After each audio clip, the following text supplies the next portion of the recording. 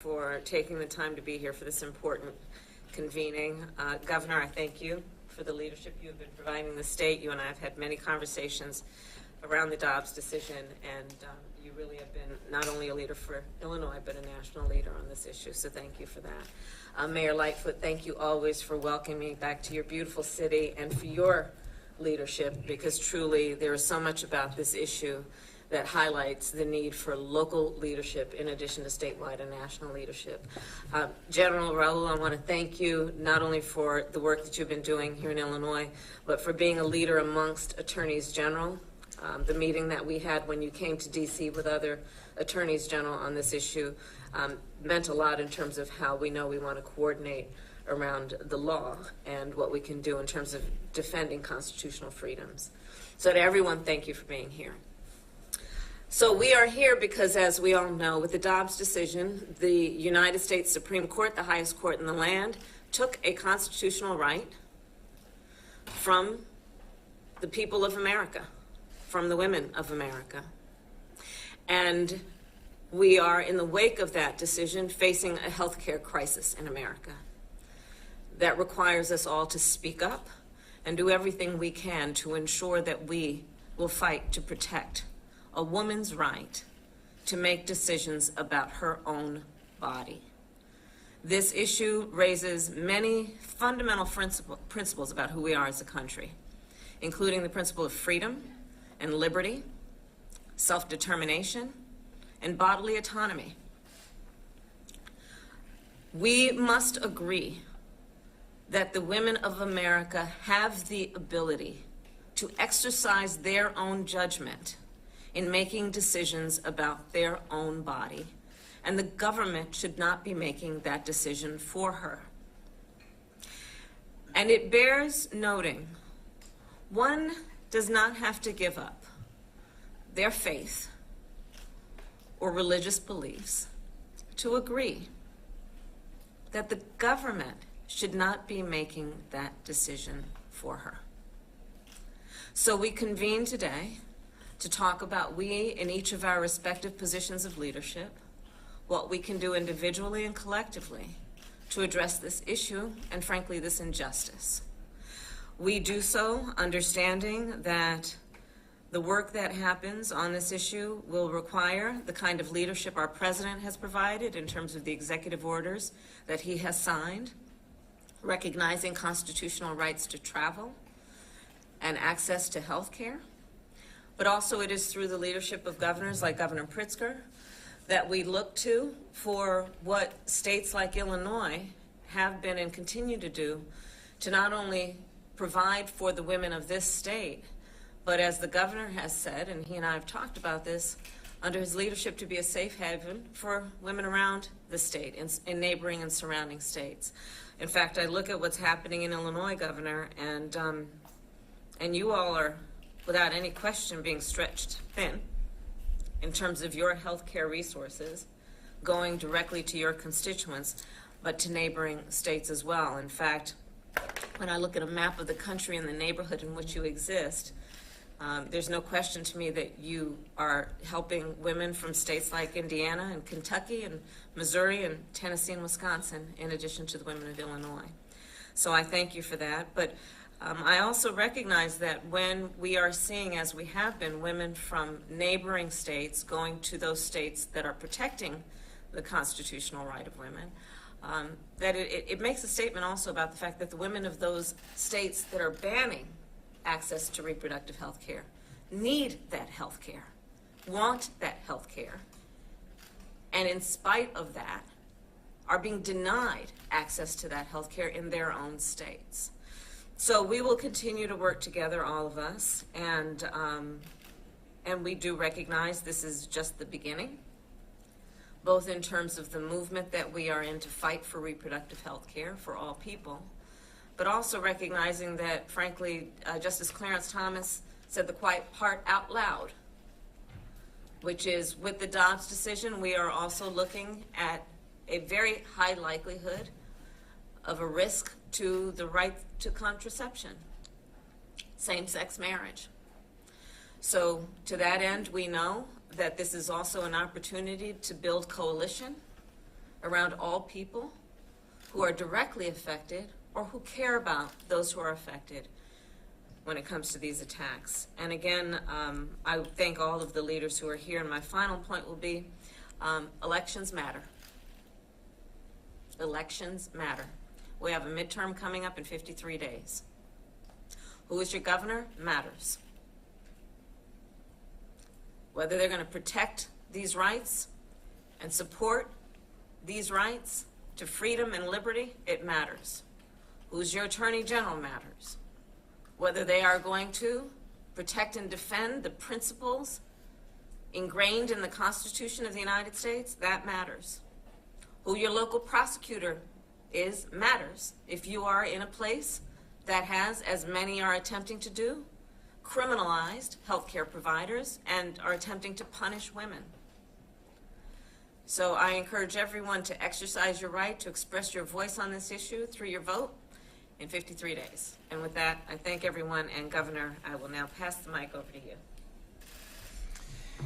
Thank you very much, Madam Vice President, and welcome to everyone. Good afternoon, and I'm deeply honored, really, that we're able to host this conversation in Illinois, the land of Lincoln, the home state of Barack Obama, the first state to ratify women's suffrage, where we carry a long tradition of expanding and protecting people's rights. In Illinois, the right to choose is not political. It's a matter of settled law here. Here in Illinois, abortion is a fundamental right. After all, abortion is health care. And here in Illinois, we trust women to make their own decisions about their own bodies. And a lot of work has gone into making Illinois a place where reproductive rights are guaranteed. Advocates led the way here in 2019 when we enshrined into our law the Reproductive Health Care Act. But we are surrounded by states, as the Vice President said, who do not value the rights that we have here in Illinois. Indiana recently decided that women are not to be trusted to make decisions about their own health care. It's despicable, it's misogynistic, and it's deadly. There's no doubt that our nation is headed down a dangerous spiral, one where a radical few dictate who does and doesn't deserve rights. But here in Illinois, we will not go backwards. Today, I'm honored to be surrounded by warriors, by providers, by educators, doctors, and leaders who are fighting for abortion access on a local, state, and national level. I look forward to hearing all of the ideas in the room today, and whether it's making sure that Illinois is educating the next generation of doctors to perform abortions or expanding clinics throughout the University of Illinois system to improve access throughout our state, especially as we serve those from other states. So now it's my great honor to turn the podium mic over to a great champion for choice, the leader of our great city, Mayor Lori Lightfoot. Well, thank you, Governor, and Madam Vice President, always a pleasure to welcome you to our city, and we admire your leadership, and really I think you are uniquely positioned to be championing this issue at the federal level, and I appreciate everything you've done. Let me amplify a couple of points that the Governor made. In this room, across this table, these are champions. These are people that have been, these leaders have been on the front lines, in many instances for decades, fighting for reproductive choice for women and for others who are seeking simply health care. And we work hand in glove with them. My role as mayor is to make sure that we listen, and importantly to make sure that they have the resources they need to be able to continue this vital work that really is more important than ever. Soon after we saw the leaked Dobbs decision, I issued an order directing 500,000 additional resources so that the folks who are on the front lines could provide additional services, could make sure that they're reaching the needs of the people that are calling on the hotlines that are afraid. and that are traveling to our state. I'm proud to say, and I've shared with some of folks in the room, that I will be introducing a budget to our city council here in the next few weeks, where we will substantially expand our financial commitment to make sure that every single one of these providers has the resources that they need. I do not want a woman or anybody else who's seeking reproductive care in the city of Chicago not to be able to come here, not to be able to recover, not to be able to travel because the resources aren't there. So that commitment is absolute, and we will be putting our money, more money, where our mouth is. I also want to address another issue that I know is of great concern to many, which is the states that are seeking to criminalize the people who are seeking reproductive services in other states, or the providers who provide those services. Frankly, it reminds me of the fugitive slave laws, people seeking freedom in another state. Well, not here, not now, not in Chicago. So I issued an executive order earlier this summer that barred any city agency, and notably our police department, from cooperating in any way with any of these states that are seeking that kind of information to try to criminalize women or providers. We know how to do that because we've done that in the context of not cooperating with ICE regarding immigration issues, and we stand firm in that, and we will be codifying that as part of our municipal code, hopefully with the passage of an ordinance in this next city council. So I believe in concrete, tangible actions, and that's what we've done. We put our money where our mouth is, we're listening and supporting our providers, and we're making sure that we're closing off all avenues for other states to try to demonize or criminalize women or the courageous healthcare providers who are making sure that abortion remains free and legal here, and safe and legal here in the city of Chicago. I'm now happy to turn it to Director Melanie Fontes Rainier, and I can't wait for you to hear from these leaders that are gathered around the table. Thank you. Thanks so much, Mayor and Madam Vice President and Governor. We at the Department of Health and Human Services have taken the call to action from Vice President Harris and President Biden to do all that we can to help women across the country, to help doctors across the country. Just a few of the things we've done: we put out guidance to 60,000 chain pharmacies across the country to help make sure patients understand their rights under federal civil rights law when accessing drugs at pharmacies. We also strengthened a non-discrimination rule to make very clear that pregnancy-related care is part of a civil rights infrastructure at the federal government. And last, we've taken important steps to ensure that patients and providers understand the right to emergency medical treatment and life-saving care. And so we're really privileged to be a part of this conversation. You can all help us by sending people to reproductiverights.gov, where they can get information on their rights, file complaints, and we really look forward to the conversation today with the advocates, providers, and leaders. At this point, I'm going to turn it over to Megan Jaifo of the Chicago Abortion Fund. And after that, we'll hear from Congressman Davis, please. Thank you. Hi, everyone. Thank you for being here. Thank you for this opportunity and for convening this group of abortion care providers, students, advocates for reproductive freedom, and abortion funders. My name is Megan Jaifo. I use she, her pronouns. I'm a mama who's had abortions, and I have the privilege of being the executive director of the Chicago Abortion Fund. The Chicago Abortion Fund provides financial, logistical, and emotional support for people accessing abortion care here in Illinois, across the Midwest, and beyond, no matter who they are, where they live, or how much money they make. We're part of a robust national network of abortion funds who have long been doing the work of making abortion access a reality in this country. Today is exactly 12 weeks post-ops. This year, we have received calls from over 4,500 people seeking support. People from over 40 states and 2 countries have received our support in accessing abortion care right here in Illinois. The Chicago Abortion Fund has been able to offer funding and wraparound supports like plane tickets, hotels, meals, and childcare to every single person we reach on our helpline. We assist with navigating Medicaid and private insurance coverage. We help people find clinics that work for them. We ask our callers what they need, and together we figure out how to make it happen. This model affirms that the adversity callers face in accessing abortion is not a personal or moral failure, but a systemic injustice. It should not be this way. The Chicago Abortion Fund should not have to exist. Abortion is healthcare, and healthcare should be free of hurdles, including stigma and shame, and all financial, logistical, and legal barriers. All people should be trusted to know their lives and bodies and to get the healthcare they need when they need it on a timeline that works for them. Now, in a time when millions of people are facing heightened barriers to care in their own communities, we in abortion funds nationwide are here to leverage our expertise, both to stand beside our callers as they navigate a chaotic and rapidly changing landscape, and to bring what we and our callers are seeing on the ground to the forefront of the conversation.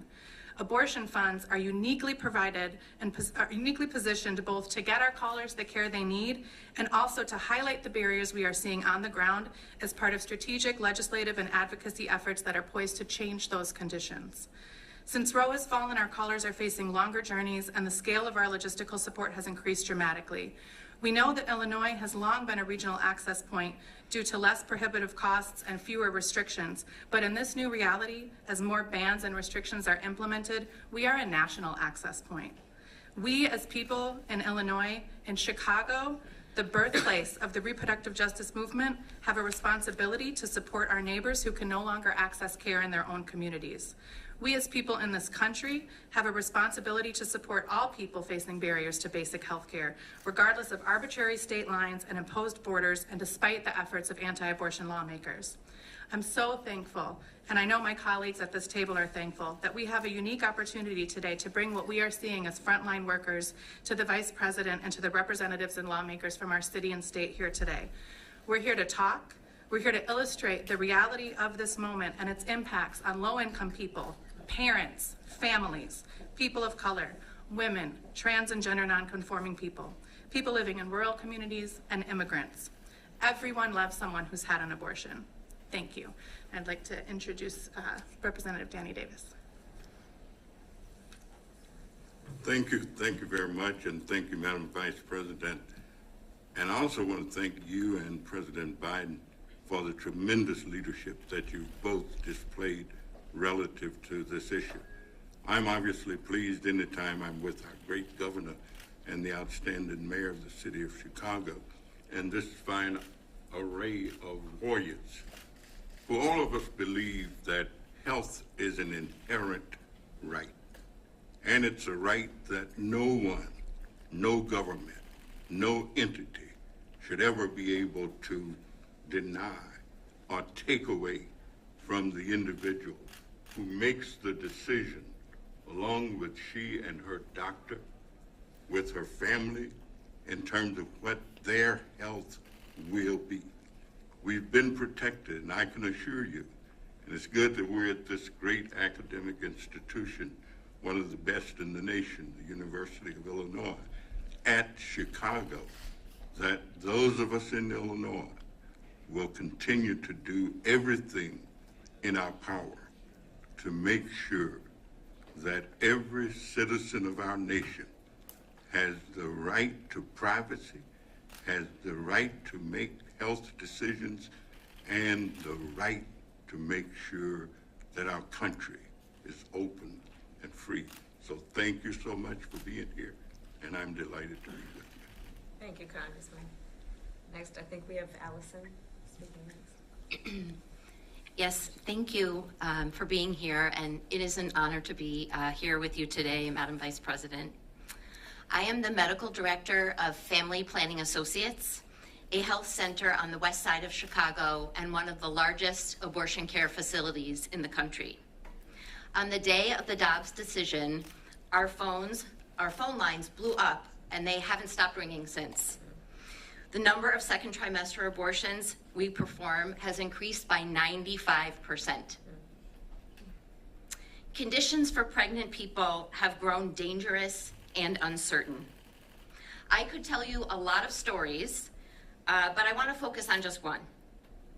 I met a college student who came to our clinic for an abortion. She was from Alabama. She had large brown eyes and a very frightened looking face. She was 8 weeks pregnant, and she had mistakenly gone to a fake clinic or a crisis pregnancy center where she heard lies and misinformation about abortion. She told me in the exam room that she was worried we would sedate her for the abortion procedure and then tie her tubes. She desperately wanted to finish her education and needed to end the pregnancy, but she also wanted to have children in the future. She was in Illinois, 800 miles from home, and she was terrified. The abortion bans throughout the South and Midwest have transformed a simple 5-minute procedure in a doctor's office that is 14 times safer than delivering a baby. They have turned that into a public health emergency. Here in Illinois, we want to be part of the solution. As a doctor, as a physician, I'm so grateful to everyone at this table, to all of our coalition partners, the advocacy organizations that are represented, the abortion funds, and our elected officials from the federal level, the state level, and here in the city, who have fought to make Illinois a haven for abortion as healthcare.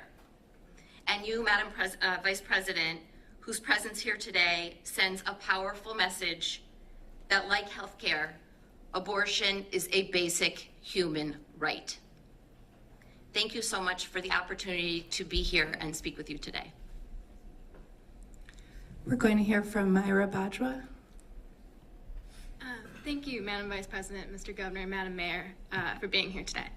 Hello, my name is Myra Bajwa. I use she, her pronouns, and I am a third-year student at the University of Chicago and a member of Planned Parenthood's National Student Leadership Cohort, as well as a board member of Project Reproductive Freedom, which is a registered student organization on campus that seeks to preserve the reproductive freedoms of students, as well as those living in our communities on the south side of Chicago. At PRF, we work closely with Planned Parenthood of Illinois as a Generation Action Chapter, as well with the Chicago Abortion Fund. We fundraise for their national fundathon to preserve abortion access in Chicago. PRF adheres to the Sister Song definition of reproductive justice: the right to have a child, the right to not have a child, and the right to raise that child in a safe and sustainable community. That being said, we recognize that as students in Illinois, we have dual responsibilities. One to those in the communities in which we work, live, and study, and one to those who live in states hostile to abortion access, who must travel great distances to come to receive care in Chicago.